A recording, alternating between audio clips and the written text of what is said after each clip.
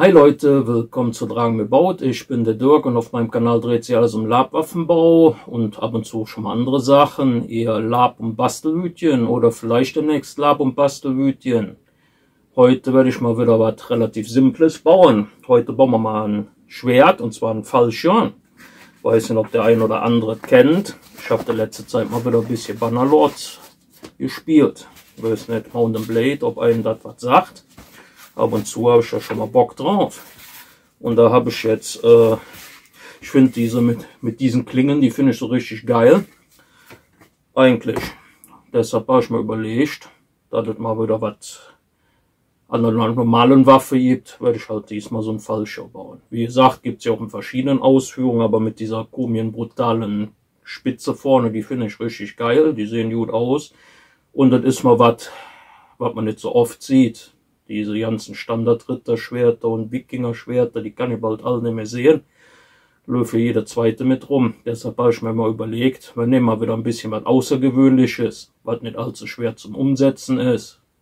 Die Großgons stehen ja bald wieder vor der Tür, da mal wieder ein bisschen was, bis ihr euch was von der Menge abheben könnt. So, dann hoffe ich mal, das Ganze gefällt euch wieder. Bleibt dran, wir sehen uns. Ja, dann fangen wir mal an. Ich habe ein bisschen was vorbereitet. Und zwar erstmal eine Schablone von der Klinge. Den Griff, den machen wir mehr oder weniger so ein bisschen rechteckig. Da habe ich dann geguckt, so vom Kernstab her und dann hinten noch ein bisschen was länger. Dann eine 10er, 2 6er Matte. Ne? Bei der Klinge auch Mitte 10er. Bei den Außenseiten dann wieder die 6er Matten. Also ganz klassische alte Sandwich-Bauweise, was ich immer mache. Ne? Ihr wisst ja, ich bin ja noch ein Verfechter der alten Bauweise mit dem Schäumen, so ab und zu ein paar kleinere Sachen, ist ja okay, aber naja, gut. Lohnt sich aber auch nicht für einzelne Sachen. So, was brauchen wir noch? Dann natürlich Pateks, Kugelschreiber und so, was ist ja sowieso, Schere, ein bisschen Leder. Ne? Gut, das können wir für den Griff später nehmen, das machen wir für den Spitzenschutz. Und weil die Fläche relativ groß ist, will ich die vielleicht noch ein bisschen versteifen, habe ich noch ein bisschen Fliegengitter mehr hingelegt. Da muss ich aber gleich erstmal dann gucken, wie ich das mache. Ja, und dann noch halt Bleiband für den Griff und Flexipin und so. Ne? Also die üblichen Sachen, die man eigentlich immer beim Bauen benutzt. So, das tun wir erstmal auf Seite. Das hier zum Beispiel ist noch ein Stück, das hatte ich noch von so einer Griffwicklung über. So Sachen könnt ihr immer gut behalten. Wenn ihr das dann nehmt, kann man das immer schön hier, macht da so ein paar Stücke draus. Schon habt ihr dann einen schönen Spitzenschutz. Immer schön großzügig machen. Ne? Könnt natürlich auch mit der Runden dann wickeln, und dann, aber das liegt an euch. Also ich habe jetzt, wenn ich das flach drüber mache, hatte ich noch nie Probleme mit. Habe auch noch nie von gehört, dass da Probleme gab.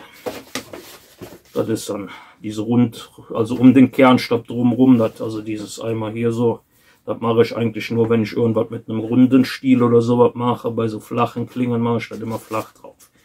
So, so viel dazu. So, dann nehmen wir uns hier irgendeinen Kugelschreiber, hoffentlich schreibt er noch. Aber ich habe ja auch noch einen anderen dabei. So, jetzt müssen wir mal gucken, das weiß ich ja nicht. Das ganz, oh. Seht ihr Leute, jetzt habe ich von der Seite ein bisschen drauf gepackt. Und zack, hast du wieder so eine kleine Faser am Finger. Wie gesagt, bei den Sachen müsst ihr mal aufpassen, wie ihr die anpackt, bei den Kernstäben. So ein bisschen Fasern tun die irgendwie immer, die einen ein bisschen mehr, die anderen ein bisschen weniger, aber wenn man die Dinge am Finger hat, ist immer sehr, ich sage jetzt mal, etwas unangenehm. So, mal gucken, ungefähr eine Handbreit, müsste ungefähr hinkommen. So, sollte reichen. Ich gucke, dass ich das halbwegs mittig mache, weil der Griff, der wird relativ lang. Das Teil kriegt auch kein Parier. Das ist manche, die gewisse Form von Fallschirms, die haben ja ein Parier, aber die Art hier, die habe ich glaube ich so noch nicht so wirklich mit dem Parier gesehen. Von daher machen wir das einfach mal ohne Parier und halten einen ziemlich langen Griff. Der Griff ist fast genauso lang wie die Klinge, ja, vielleicht ein bisschen kürzer, aber so ungefähr. So, dann schneiden wir mal wieder hier den Stabstreifen raus.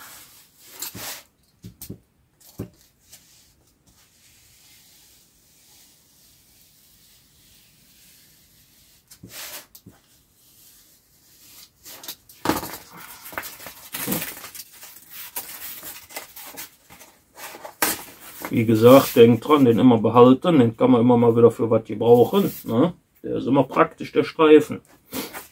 So, jetzt müssen wir mal gucken. So, immer noch. Ah, da ist der andere. So. Ich ungefähr mal. Moment, da nicht weiß, schwarz. Ich immer ungefähr weiß, wie weit ich dann kleben muss. Nämlich dann immer hier so ein Edding, mache ich mir dann immer eine Linie dran, müsst ihr jetzt nicht unbedingt machen. Ich mache jetzt auch der Einfachheit halber wieder, klebe ich den Kernstab mit Heißkleber ein. Ja, können wir natürlich auch mit Pateks machen, aber wie gesagt, immer dran denken, da dann beide Seiten damit einklebt. Wie gesagt, also bis jetzt habe ich noch nie Probleme gehabt mit dem Heißkleber, den Kernstab einzukleben. Auf jeden Fall nicht bei den Eckchen. Bei den Runden, ja, bei den Runden eigentlich auch noch nie. Wie gesagt, das ist eigentlich geht das ganz gut. Das ist vor Jahren mal aus einer Not, weil ich nicht immer mit dem Pateks rumstinken wollte, hatte ich das mal ausprobiert und ich muss ehrlich sagen, so in Verbindung nachher mit dem Pateks hält das eigentlich richtig gut. Soll man ja nicht meinen. Nur so für die Leute, die wieder den Kopf am Schütteln sind, dass ich das mit Heißkleber mache, aber ich bin davon überzeugt, dass das genauso gut hält. So.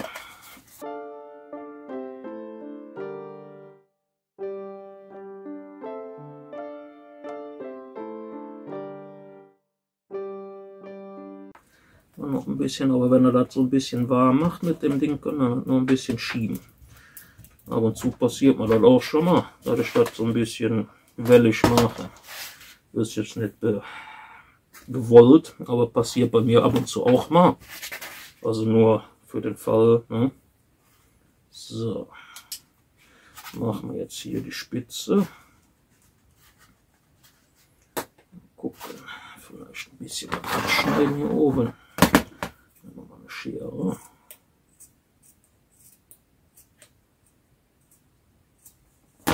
Weil ich will das ja hier auch vernünftig schleifen nachher. So.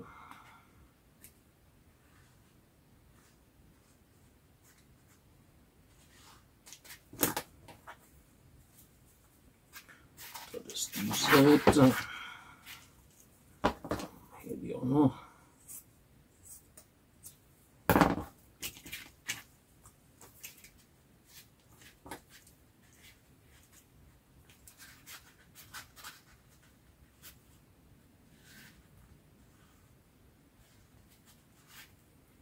Obwohl ich dann noch überlegen muss, ob das mit dem Fliegengitter so eine gute Idee ist.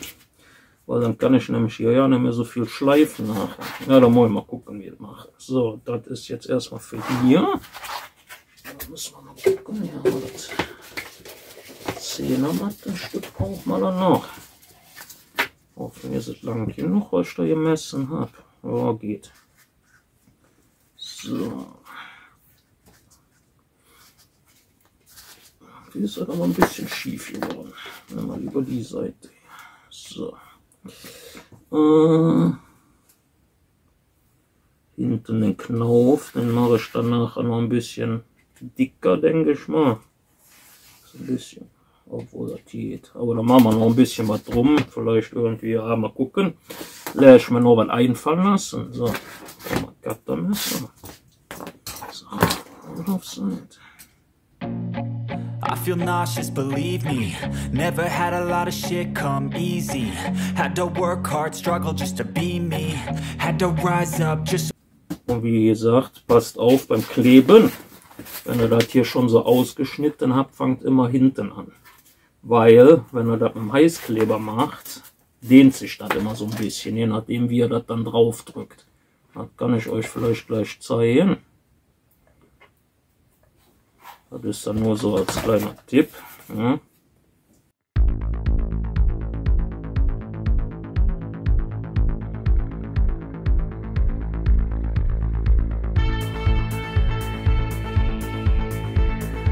Weil ihr das Teil danach nämlich noch so ein bisschen, seht ihr, statt nämlich hier so in die Richtung, am besten drückt er immer so von oben drauf. Dann lenkt sich das Ganze nicht, weil hier, das hat sich nämlich jetzt da durch, aber das war auch ein bisschen Absicht, das wollte ich nämlich so haben. Damit ich das euch mal wieder ein bisschen zeigen kann. Habe ich wahrscheinlich schon des Öfteren nicht gezeigt, aber so Sachen kann man halt den Leuten hier noch zeigen, glaube ich. So. So. Wie ihr seht, habt ihr hier so ein paar Millimeter überstehen. Dann guckt ihr einfach, dass ihr das hier so ein bisschen überlappen lasst. Können wir natürlich nach Augenmaß. Ich nehme dann immer hier so von hier so die Kante. Guckt euch die gerade abschneiden. Und schon passt das Ganze. Hm? Kleben wir noch was ein. Bei dem Kleben natürlich hier die Kante hier, die auch noch benutzen. Hm? Dass das vernünftig hält.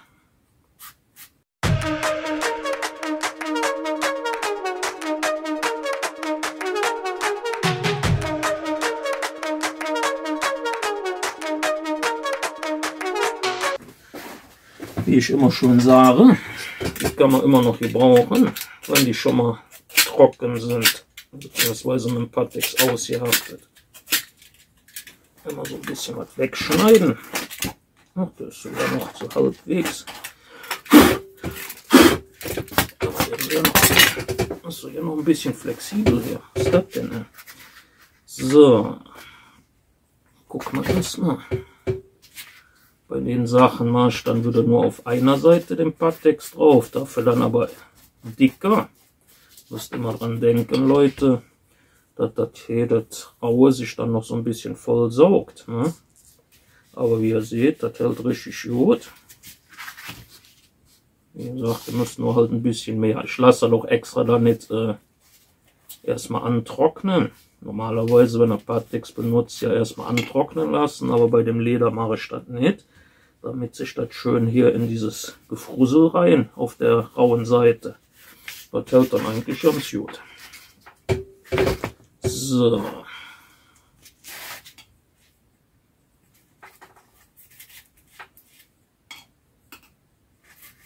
Ich glaube, wenn ich das hier so sehe, ich glaube, da mache ich ja kein Fliegengitter in die Spitze rein noch mit.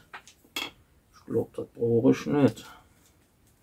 So groß ist das jetzt nicht, dass ich da noch was reinmachen muss, glaube ich. Na, lass mal sein. So, ab und zu mache ich ja, aber das ist bei dem jetzt, glaube ich, ist das nicht unbedingt nötig.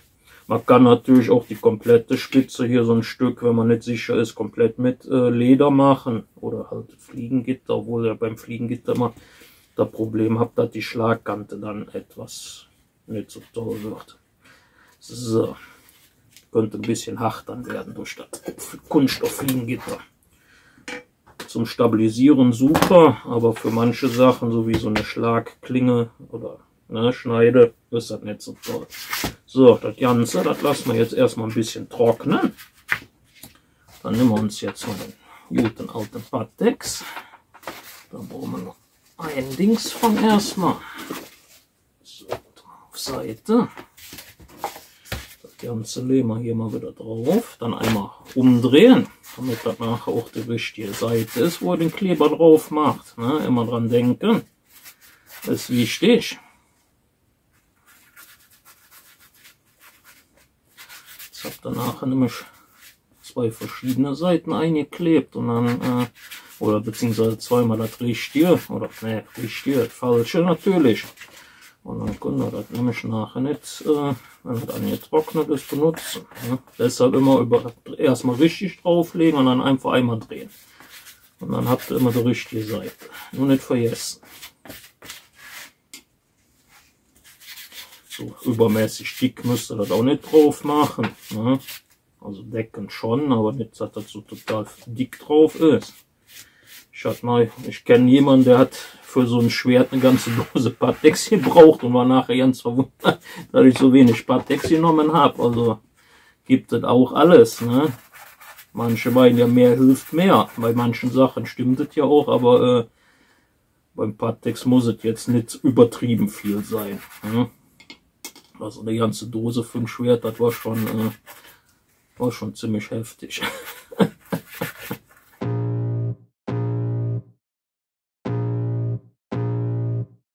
I can feel the blood creeping up from the heathens. Got will, got fight, got pride, got reason. If they wanna go.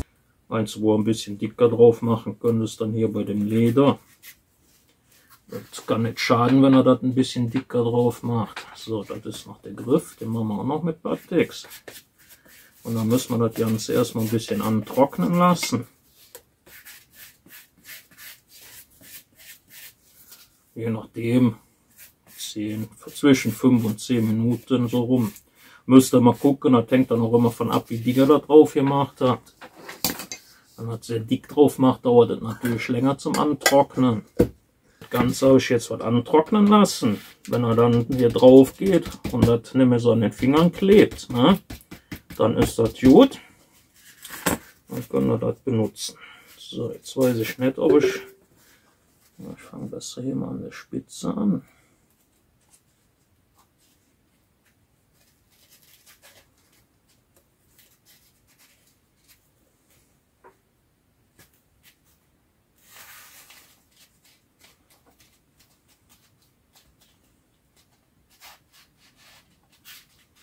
Da gucke ich dann immer, dass ich hier so erstmal an den Seiten das halbwegs bündig dran kriege. Ja, klappt ganz gut. Ich glaube, ich habe das hier ein bisschen zu lang, aber das ist nicht schlimm, das kann man dann später noch was beischneiden. So, erstmal schon mal so ein bisschen andrücken, damit es sich nicht mehr groß verschieben kann. Ja, hier sehe ich schon, hier das Teil, das habe ich ein bisschen zu lang gemacht. Kann jetzt aber auch durch das Kleben gekommen sein. Aber ist nicht schlimm. Schneiden wir hier schnell runter. Setzen wir das Teil hier dran. Ein bisschen dran drücken, dass das schön bündig ist. Ihr könnt natürlich hier auch dann an beide Seiten Batex machen, habe ich jetzt in dem Fall nicht gemacht. Aber kann man auch machen. Aber in dem Fall, dadurch, dass der Kleber noch nicht ganz trocken ist, kann man das hier noch so ein bisschen zusammendrücken, dann hat man hier nämlich den Übergang was besser. Auch wenn ich den sowieso wahrscheinlich nachher noch ein bisschen mit irgendwie kaschieren werde. Weiß noch nicht, was ich da mache. Fällt mir bestimmt auch noch was ein. So.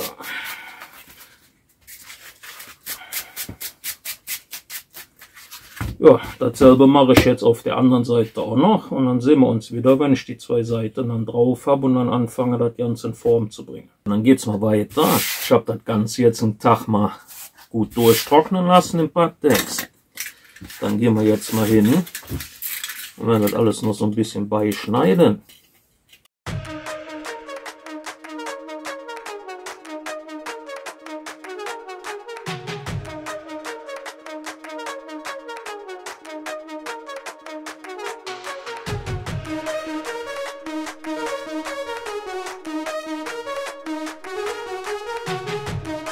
Nicht wundern, wenn ich hier unten ein bisschen mehr wegschneide.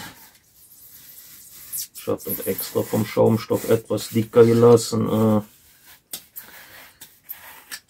damit ich ein bisschen mehr nachher wegschneiden kann. Der Griff ist dann nämlich nachher, das soll ja auch griffig sein. Ja, Gesundheit, Leute. Irgendwie bei dem Wetter ist man irgendwie momentan gefühlt nur Kälte. So, dann haben wir jetzt das da. So, jetzt muss man erstmal das Ganze ein bisschen noch schleifen.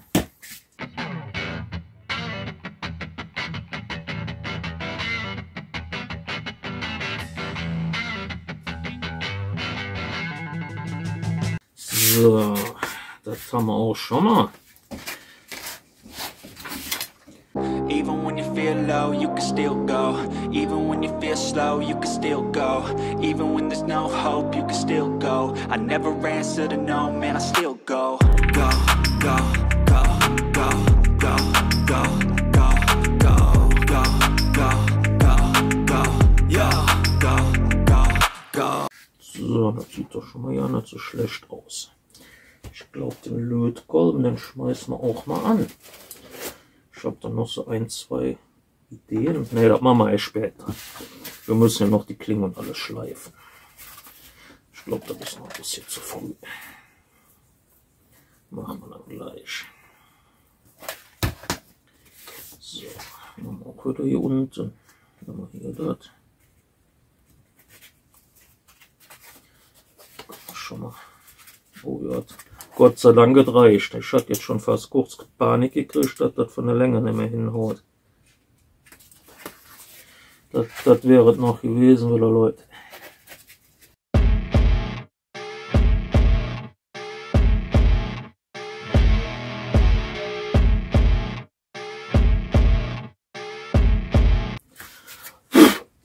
So, können wir so lassen. Bleiband haben wir jetzt auch. Da müssen wir mal gucken. Ich bin noch am Überlegen.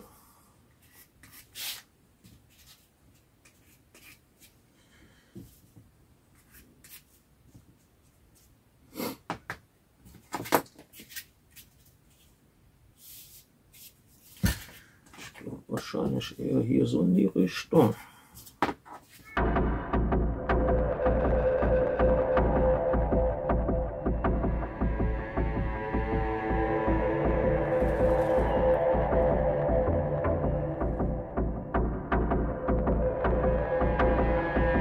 So, das sieht schon mal gut aus. Ich glaube, den Heißklebepistole, die brauchen wir nicht mehr, die können wir schon mal ausstecken. Und dann legen wir mal mit dem Lötkolben los. Ich hoffe mal, dass der heiß genug ist. So. Einfachheitshalber mache ich heute wieder alles mit dem Lötkolben. Also das Glätten, wie ihr seht, das kann man mit dem Lötkolben auch ganz gut. Einfach hier mit der größeren runden Fläche so schnell drüber gehen. Wenn das noch nicht glatt ist, ein paar Mal. Das geht eigentlich auch ganz gut.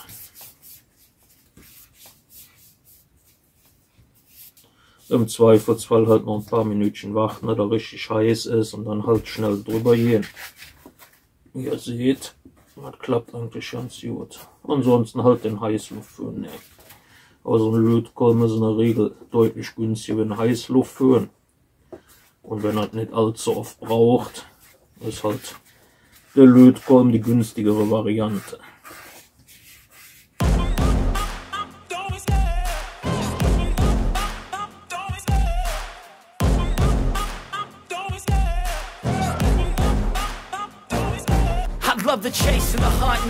Jetzt hatte ich mir überlegt, manche von den Dingern, die haben ja auch noch so Nieten, so Messingnieten irgendwie. Das könnte man hier eigentlich auch noch so irgendwie einbringen.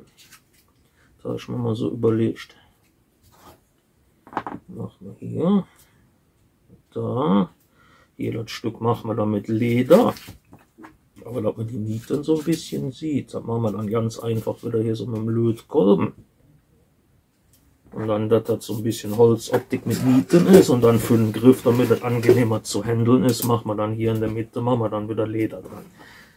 Das ist jetzt, würde ich mal sagen, der Plan. So, das Ding muss jetzt heiß genug sein. I feel nauseous, believe me. Never had a lot of shit come easy. Had to work hard, struggle just to be me. Had to rise up just so they could see me. Did what I had to do just to... So, mal gucken. Wir machen jetzt hier erstmal eine Linie auf den beiden Seiten. Ich will das nämlich nicht zu lang machen. So irgendwie hier so bis hier irgendwie, mal gucken.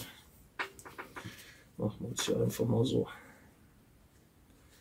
eine Linie. Ich ungefähr weiß, wie weit das gehen muss auf beiden Seiten. Cause I don't give a fuck what you say. Yeah, I'ma do shit my way. So you can go kick rocks, I'ma stack bricks up, build what I want to make. Yo, I got a lot of shit to say. Ja, dann machen wir noch eine Blutrennerei. Ist ja, ist vielleicht alles ein bisschen übertrieben, aber wir machen das jetzt einfach mal. Ihr kennt das ja, ich mache immer so, wie es mir gerade einfällt. So, dafür ja, so ein bisschen abschleifen hier. Für die Blutrinne nimmt er dann hier so die Rundung. Das hier ist quasi die Führungslinie. Und dann legt er das Teil da rein. und zieht das dann so langsam durch. Müsst ihr gucken, nicht so schnell, nicht so langsam. Wenn da wieder so komische Hake drin ist, dann entweder ist es dann nicht heiß genug oder ihr habt so schnell gezogen. Im Idealfall ist das nachher schön glatt. Ne? Müsst ihr dann halt immer ein bisschen gucken, oder alles im Zweifelsfall lieber 2 oder 3 Mal nachziehen, wie einmal oder dann zu viel habt. Ne? Mache ich auch immer. Und gucken, macht es nicht zu tief, so 2 mm, vielleicht 3. Danach kommt ja wieder noch Farbe rein, dann ist es nicht mehr ganz so tief. Ne? Also müsst ihr immer dran denken. Wie ihr seht, das geht eigentlich ganz gut. Das ist ein bisschen Stinkerei und man braucht ein bisschen was. Aber wie gesagt, im Zweifelsfall zieht dann mehrmals drüber.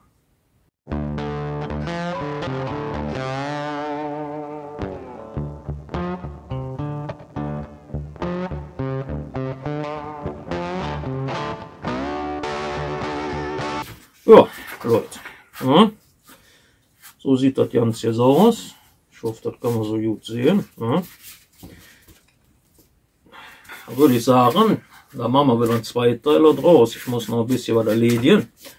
Ich bin noch nicht an der Garage ganz fertig, aber ich bin um guten Weg, weil wir wieder mehr wie Start an Zeug.